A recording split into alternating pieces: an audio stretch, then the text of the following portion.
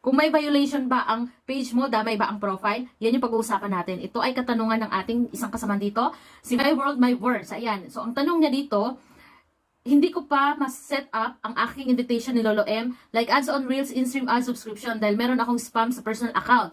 Your alerts, magre-reflect ba talaga sa page natin since page ko use ko at no violation, only my personal account. Okay, yun ang sasagutin natin. So, ayan si sister. Follow niyo po siya guys sa My World, My Words.